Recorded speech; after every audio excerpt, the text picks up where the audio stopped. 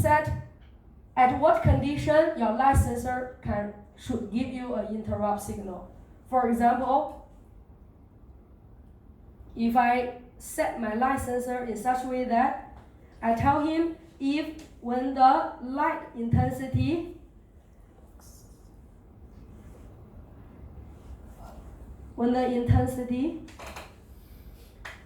let's say when the intensity is less than 50 lux, if this condition is satisfied, I want my light sensor to give me an interrupt, means give the LPC an interrupt signal. You can do that.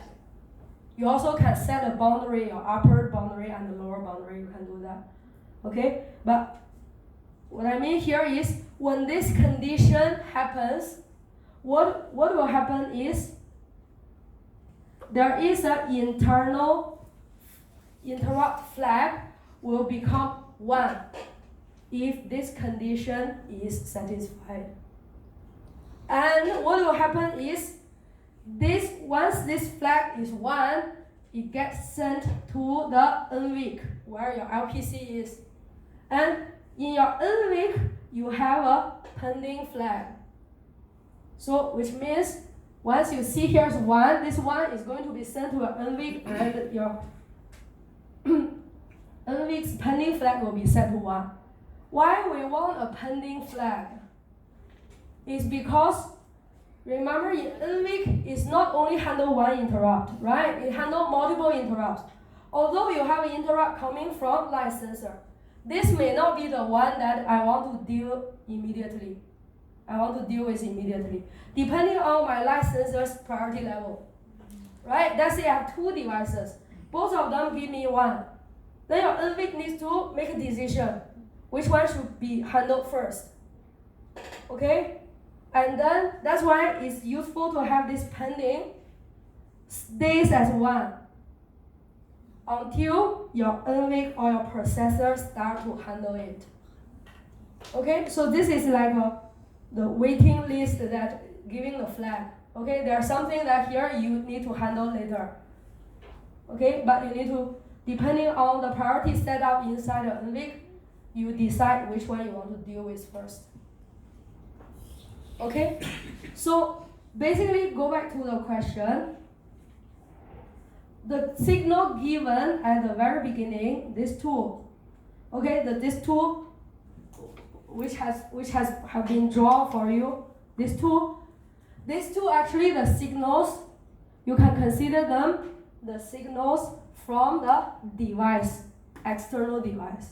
Okay, which means at the beginning, okay, so at the beginning, nothing happens. And then suddenly, let's say first one is a light sensor. Light sensor, the condition is satisfied, let's say light below 50 lux now.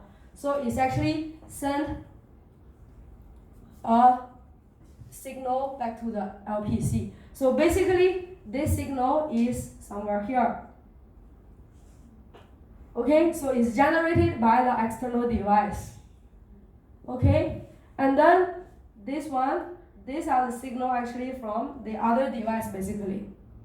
Okay, and then what you need to draw out for the next two, okay, these two are the signals at this location, the pending flags over there. Okay, so the pending flags may not be exactly, okay, it's actually different with the condition here. Because as I said, when you send one over there, maybe this one be handled by the LPC immediately, so that this flag can be cleared immediately. But let's say, while this one is sending one over there, your processor is now busy working on some higher level, priority, handling other devices with higher priority level. Then this one will be stay there for quite a long time until you finish the previous device. Then you will deal with this, if this is the next one. Okay, so there are different signals. And then the next pair, active 1, active 2, they are the signals actually happening or handled by the LPC, which means, okay, if you look at the very last one, this is also given processor mode. So this waveform is given, so this is exactly what's happening on your LPC, which means while your time is running, at this moment, you start to handle the interrupt, one of the interrupt. And then this is the moment you finish handling this interrupt. You go back to the thread mode. So what does the thread mode and the handler mode? So for handler mode, as I said, is handling the interrupt. So what's the meaning of the thread mode? What are your processors doing at this moment? At this moment. When your program is not running, whatever inside the interrupt, what is running now? Your main program, your regular routine. Okay? So basically, that's the idea of the graph here. So basically here, you are handling all these are your regular routine. And these are the moments you are handling the interrupts. It might be interrupt 1 or interrupt 2. Okay? So that's the entire flow. So basically, your active 1 and 2, they are the signals directly tell your processor, okay, whether you should start to handle interrupt or not. This is the actual moment. So whatever you draw here and here, they are the actual moment that your processor should run the handler. Okay? So basically, the working flow for this graph, you know that you need to draw 2 sets of signal. Right? The middle 2 steps you need to draw out.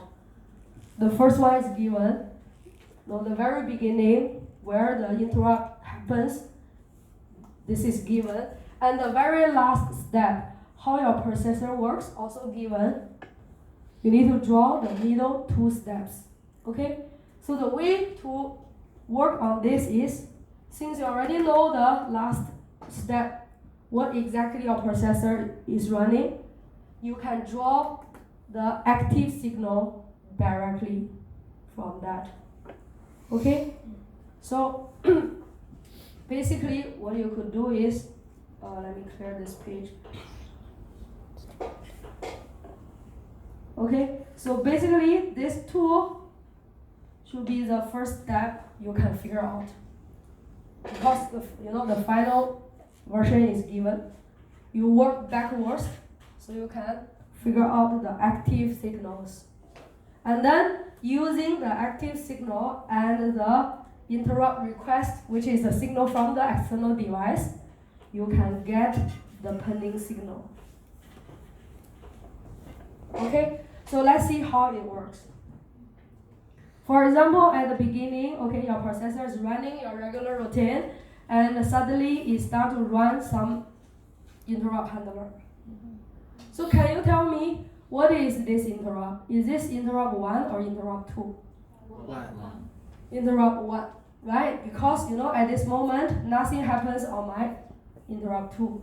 Okay, so here you can draw the active signal for your signal 1. So basically, okay, here is my signal 1. Okay, hold on. So it will be 0, 0, 0, 0, 0, all the way to here. You see this moment? You should have the signal up like this.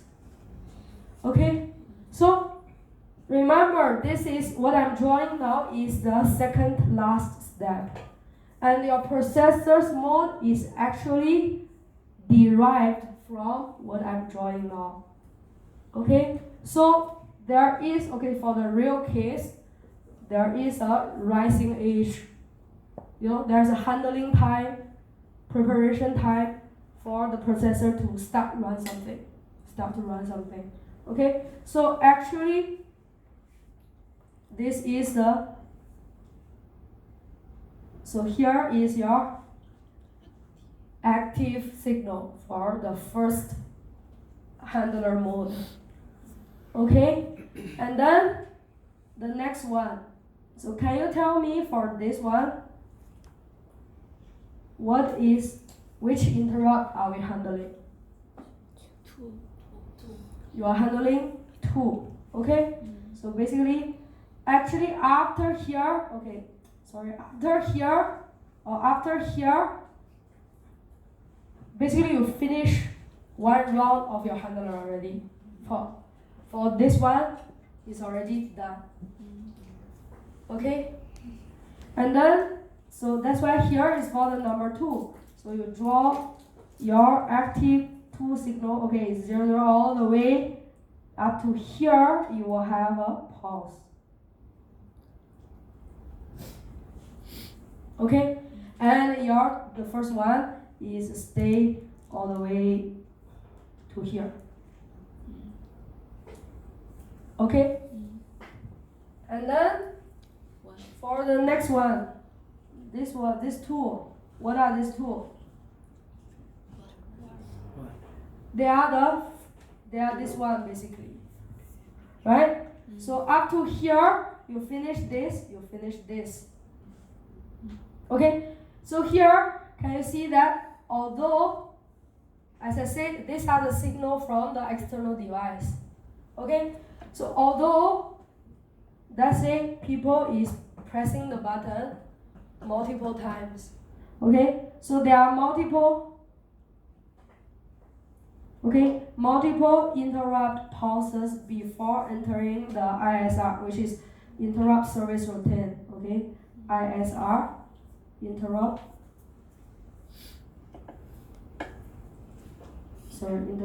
service routine. Basically, this is whatever you write inside your handler. Okay, so interrupt service routine, here is the program written inside handler. Okay, we call it interrupt service routine. So whatever code you write inside the main program, we call it regular routine. Okay? So can you see that there are multiple interrupt signals coming in, okay, before you start to handle it. So basically this guy is keep sending 1 and again sending one more time 1, sending one more time 1, and while it's sending, your NVIC cannot handle it now, okay, didn't handle it. And then once it determined to handle it, it just run the handler once. Okay, that's how it works. Okay, that's actually the reason why I asked your handler to be short. Okay, in the lab, right? I suggest you to write your handler short, because while you are running the handler, if the device keeps sending a new interrupt signal, you cannot do that. You cannot detect that. You miss it. You miss the signal. Okay, something like that. So so we are up here. We are up to here. So now you know that these are for the number 1. Right? These are for the number 1. So again, you can draw your active signal for the interrupt 1. So it will go all the way 1, 1, 1, 1 up to here. And actually here, you finish one round, you run one round of your handler already. Okay, you can imagine like that. Your handler, you run one round already. And then it's supposed to go 0. But at this moment, your device is again still keep sending the interrupt signal in. So you are going to run the handler one more time. Okay, so you are going to run the handler one more time. So basically, within this moment, you run your handler 2 times already. Okay, and At this moment, no, the other one is stays 0. And then next one. Here, the same. Okay, we are deriving the active based on the processor. Okay, we are working backward. So here, also, you have the 2 times run of your signal tools handler. Okay, that's why in the processor you will see something like that. And your the first one will be stay 0 all the time, like that. Okay, so this completes the active signal. Okay, this completes the active signal. And now you know the active, you know the device, the signal sending by the device. You need to draw the pending signal. Basically, you are drawing the signal here. Okay, you are drawing the waveform for this. So how the pending signal works is, as I said, the usage of the pending flags here is mainly for your NVIC to know that something needs to be handled. Something is waiting. Something is waiting to be handled. That's the usage of pending signal.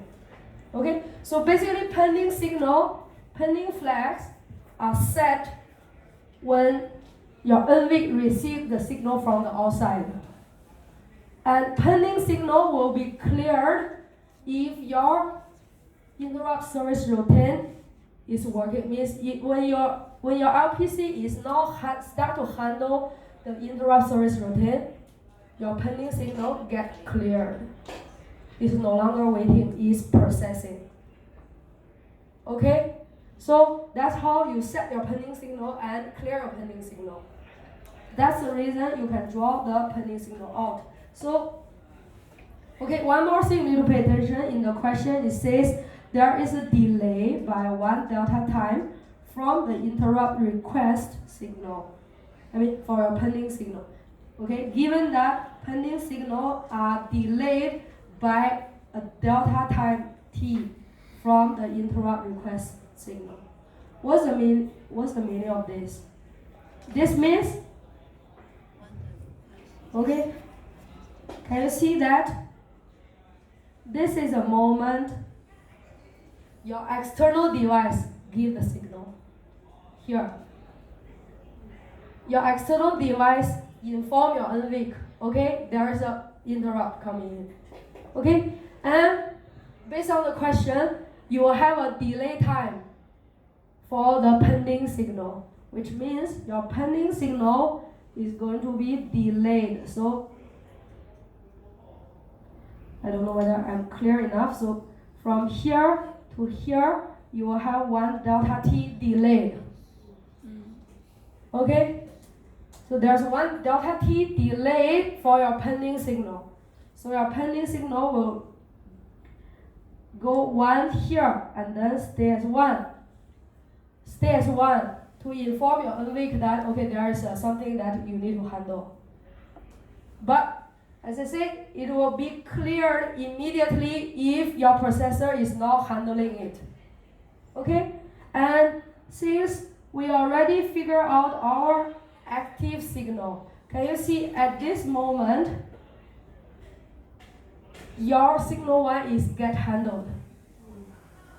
Okay? Which means this is the moment your pending signal get cleared. Okay? So your pending signal, okay, let me draw this. So we have delta t here. Then your pending signal get 1 and it's going down at this moment. Okay, maybe I use another color. Okay, here. Okay, this is the moment you start to handle that one. So the pending is cleared. Okay? So the pending get cleared here. Okay? Then you go all the way 0, 0, 0, 0, 0, 0, 0, 0, and you see all the way up to here.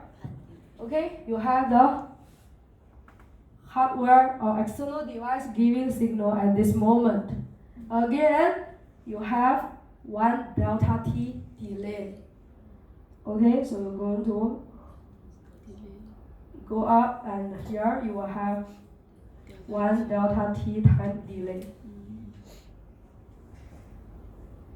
Okay, and then again, when you will clear it,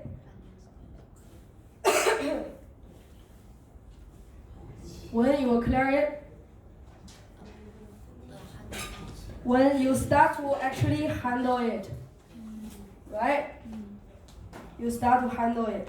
So you have it go down from here. Okay? And then you go all the way here, here, here. And then, yeah. And then here, this is a moment you finish already. But you realize your external device is still keep sending me one. Still keep sending me the external interrupt signal. So your pending signal get raised up again. Okay? Get raised up again. And again stays until your processor start to do this service routine. Here don't have delay. Hmm? Don't have delay. I mean, the signal here completely depending on your external device. Here, okay? This is out of the LPC's control. This is, as I said, from here. Okay? That's why, okay, in the lab, I didn't have time to introduce the light sensor interrupt. But the light sensor interrupt, if I got chance to introduce that, I will say this flag, you need to remember to clear it. Someone forgot to clear it, you will have this problem. Keep sending the interrupt flag to your LPC. Okay? So,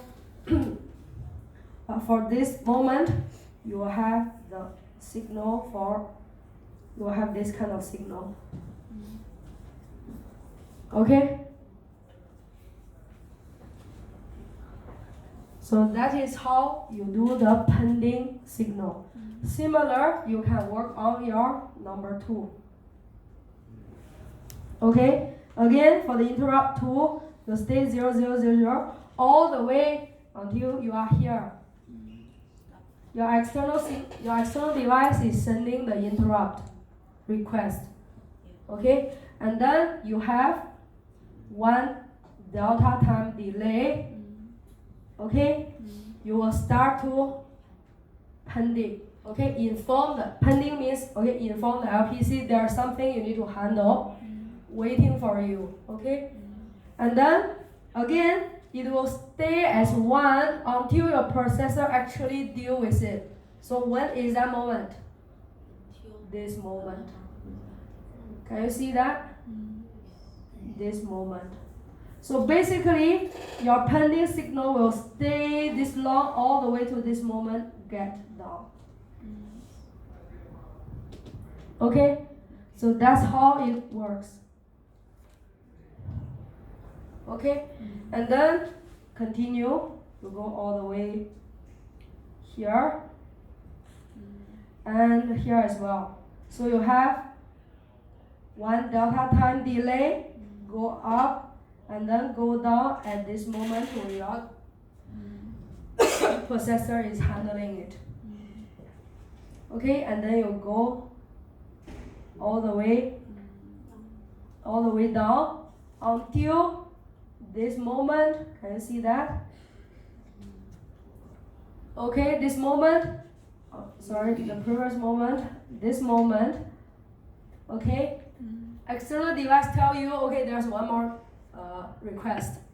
Okay, then again you need to raise it up all the way until the moment you start to handle it.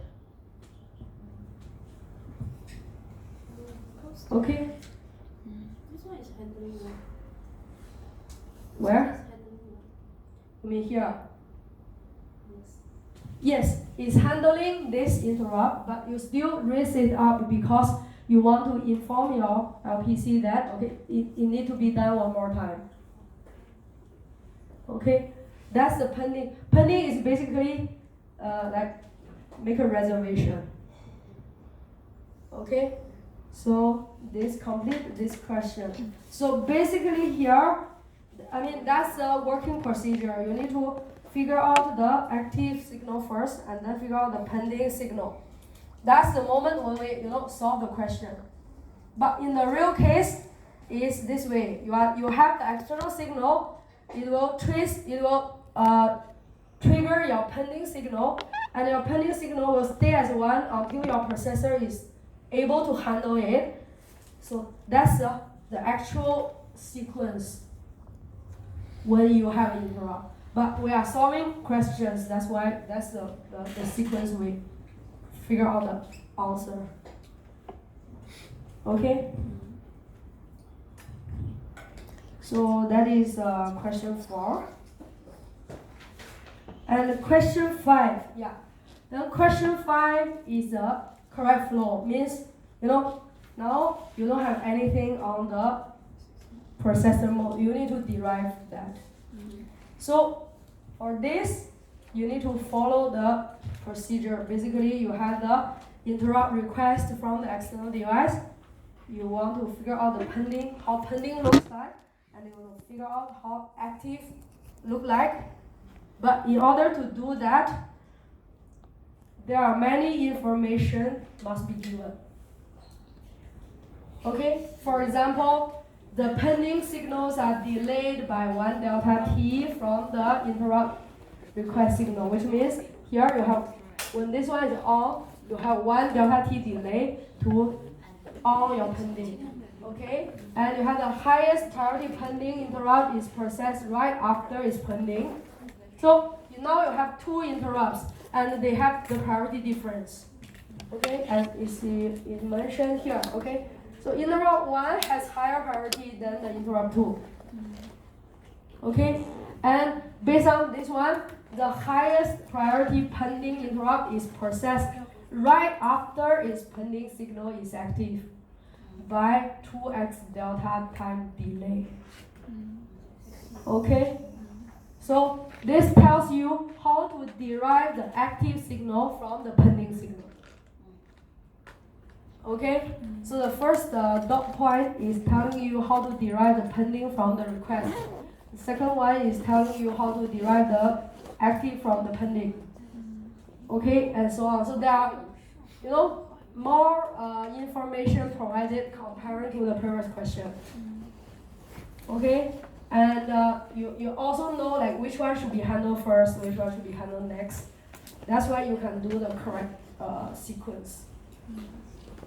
Okay, so I think maybe I stop here. How much longer? 这后面有一个按的吗？ I don't want to quickly go through this and go through that. It's like I'm providing answer. I want you to try this by yourself, since I have this one introduced already. Okay, so I won't discuss this now. So we'll discuss this next week. Okay, and yeah, so that's all for the tutorial. If you have any questions, you can